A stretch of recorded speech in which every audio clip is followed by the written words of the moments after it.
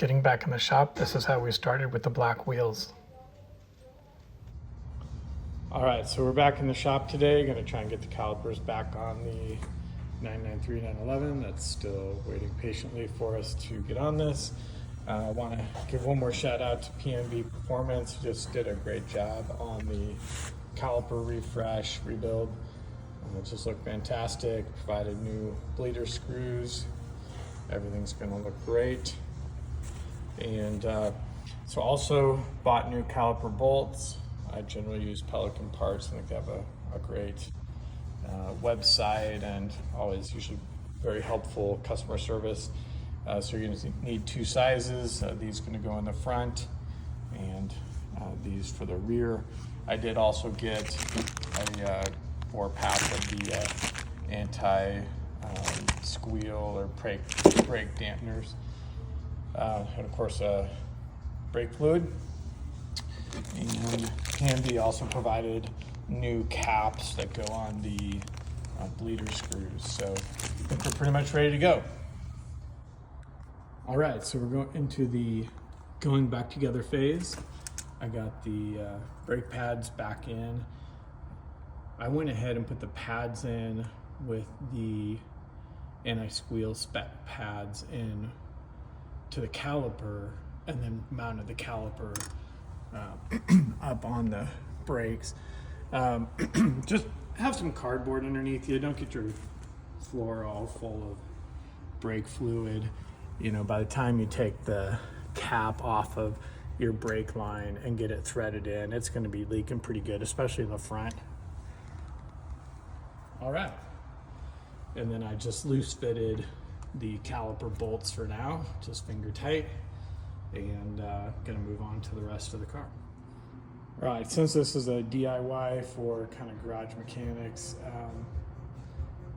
you know, obviously the front and brake calipers are different sizes. You can see the front brake caliper is, you know, much bigger. The rear brake caliper has the bolts that go through this actual flange that sticks out of the caliper, and on the front they're going to go right through the caliper.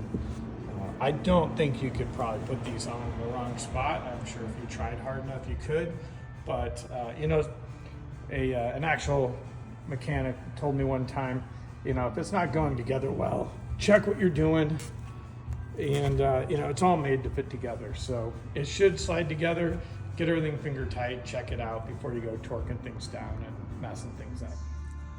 All right, so we have all 4 corners on the car now. The calipers and brake pads are in. I've got the caliper bolts on all 4 corners kind of snugged down. I haven't done an exact torque on them yet. And you can see there's 2 more things to do.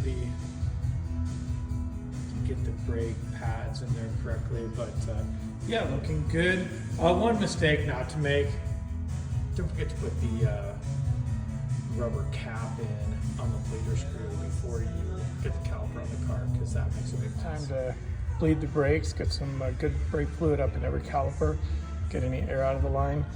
I'm sure there's plenty of videos around you can find of how to use a power bleeder. I've got it hooked up to the reservoir here, got plenty of brake fluid in there.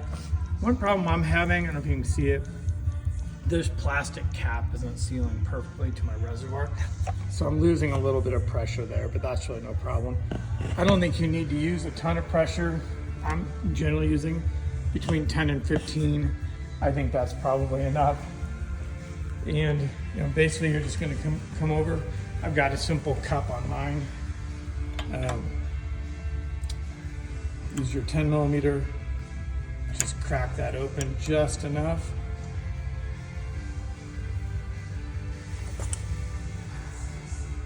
And here comes your brake fluid. You see that big air bubble right there? That's what you don't want, or I guess that's what you do want. You want to get that out of your system. All right, so that's looking pretty good. I've already done all 4, and I'm gonna let them sit for a while and then come back and hit them again. I think it's important to let the air accumulate up a little bit. Otherwise, you're just gonna chase these little tiny bubbles all over the place.